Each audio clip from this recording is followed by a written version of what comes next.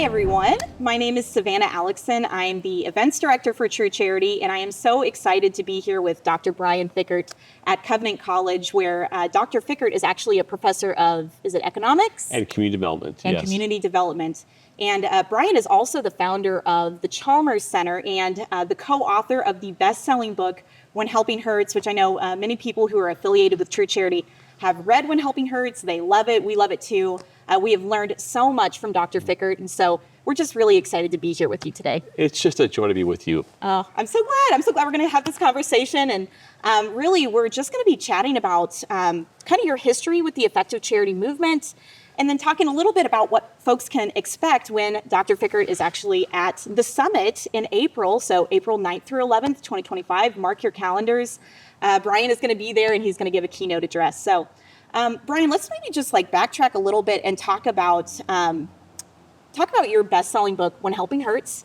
Could you tell us a little bit about why you wrote When Helping Hurts, kind of what the history is behind that book? From a human perspective, the book is kind of an accident, to be honest with you. The Chalmers Center was teaching a series of online courses, and one of the courses in that series was very popular, and we couldn't meet the demand for the course.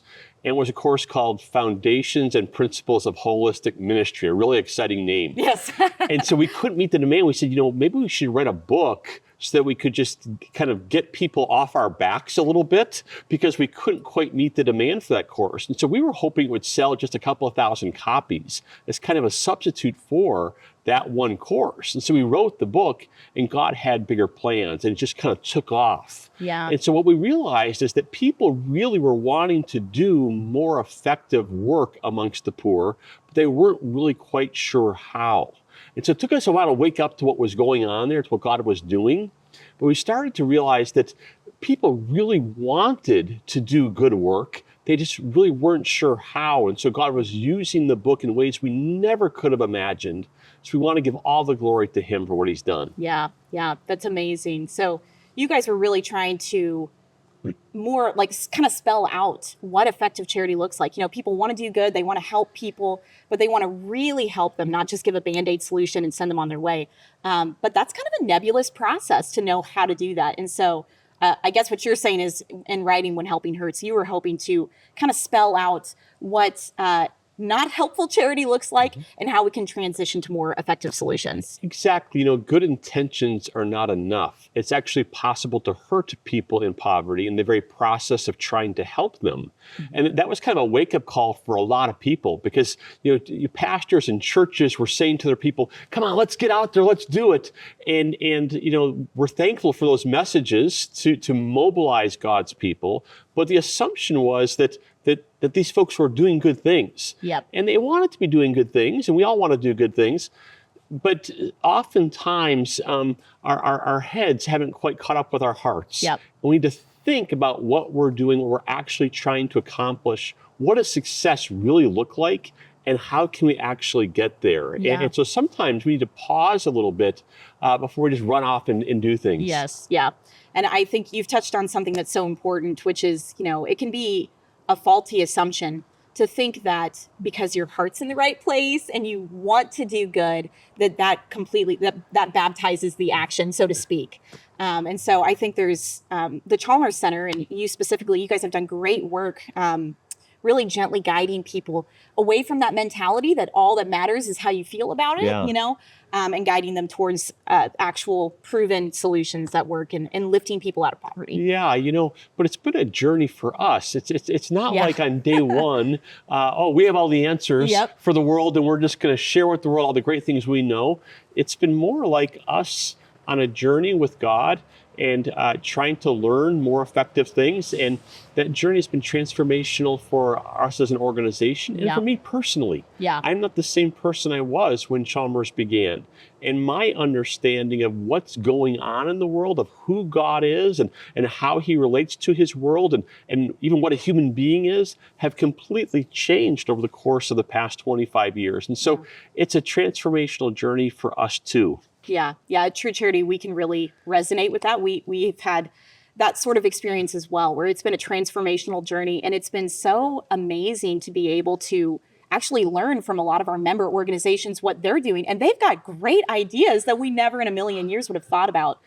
So it's so amazing to be able to spotlight what real people are doing on the ground, the lessons they've learned, and share those lessons nationwide, which is what we hope to do at the summit. We really, we want to share best practices in effective charity. What have people learned in different pockets of the country? How can we come together and brainstorm and share our ideas for how to do charity well? I love that. You know, we're sitting here on the campus of Covenant College, and so I'm an academic, and so I tend to think that knowledge from books is really where God dwells, you know? Yeah. And I certainly believe that there's a lot of knowledge from academics, things that people have discovered in the course of many, many years. But it's also the case that practitioners have knowledge. They have wisdom, often gained through more tacit or hands-on kinds of ways of learning. Yeah. And we all kind of need each other. And so often, you know, practitioners kind of frown on academics and academics kind of frown on practitioners.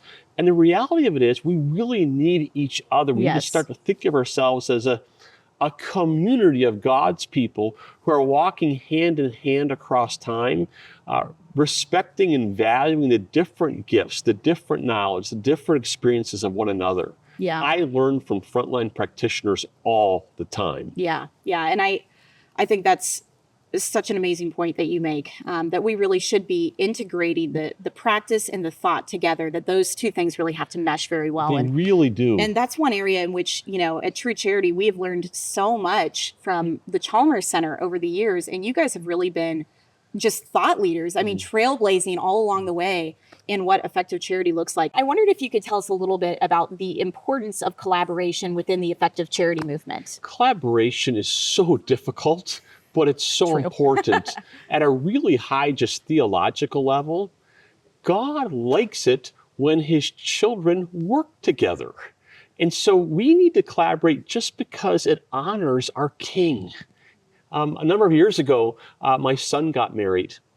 And at the wedding reception, my son went over to his older sister and took her hand and said, "Can we dance?" And it was the most beautiful thing to watch my children dancing together.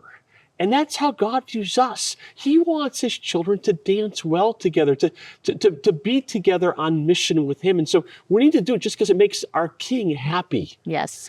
At a more practical level, if you will, the causes of poverty are so multifaceted. It's not one thing. And no single organization can address all of the things that are going on. So we've got to work together. We've got to join arms in the fight against poverty because no single organization can address all the different issues that materially poor people are facing. Right. Yeah. And I think, the beautiful part of that to me is that is part of God's design. And that he's gifted us in different ways. We all have different skills. We all have different areas of knowledge. And when we're able to work together, we can fill in all those gaps that exist and be more effective in what we do. And we can be the body. That's what we're supposed to be. Yes. But so often we compete against one another. Our egos get in the way. We compete for funding. It's just not a godly way of functioning in the world. Yeah. So Brian, tell us a little bit. We're excited that you're joining us at the True Charity Summit. And I want to hear from your perspective. What gets you excited about joining us at this conference of charity practitioners from all across the country? I love Jesus, and I love being on mission with Jesus. And so the chance to be with God's people who are all joining Christ in his mission of ministering in word and in deeds, amongst people who are poor in ways that are truly restorative, it's the heart of the gospel. It's the heart of all that God is doing in the world. So to get to be with people who are on mission with Jesus is what excites me. Yeah, absolutely. And equipping them with the tools and the knowledge. It's just such an exciting opportunity to be able to equip people who are on the front lines of poverty alleviation with the tools that they need to be effective in what they do. The tools that they need, but also, as we were talking earlier, the right frameworks. But they know things. Yes. And so I'm going to learn from the people who are there. I'm going to listen. I like to listen and learn. Yeah. And so I'm going to be listening for what is God saying and doing amongst people in the front lines of ministry. And so together we can move forward and follow Jesus on his mission. Yeah, absolutely. Gets me excited just thinking about it. Okay, the last question I'll ask you, Brian. I am just wondering, I'm just curious. I read When Helping Hurts several years ago, and it totally changed my outlook on poverty alleviation and what our goals should be and how our actions matter. Do they line up with that goal of really releasing people from their poverty, or do we unintentionally sustain people in their poverty through an effective charity? And so anyway, read that book. It totally changed my outlook on charity. And I'm just curious, it's been, 15 years since you wrote When Helping Hurts? And I want to know what you've learned along the way since then. Like what lessons have you learned in your transformation journey, so to speak? Thank you for asking. We continue to learn and to grow. And a number of years ago, we captured some of those thoughts in a new book called Becoming Whole, Why the Opposite of Poverty Isn't the American Dream. Now, that title is a little bit aggressive for some people. It's not that we're anti-America or something like that, but there's a funny thing going on. Many of us assume that the goal is to help Uganda become more like America, or to help inner city America become more like the affluent suburbs. But America's not doing that great right now. We've got some problems. We've got some problems. Our families are falling apart. Our communities are falling apart. Oh my word, the entire political process is just a disaster. And if you look at all the indicators, anxiety and depression in America continue to grow. And so we've got this paradox that we've got more and more stuff, but we're less and less happy. And so there's kind of this weird thing going on that implicitly we're saying to a lot of materially poor people, come join us, come be like us. In our brokenness. And we're miserable. Yeah, right. And so what we're trying to do in this more recent book, Becoming Whole, is to present a more coherent and systematic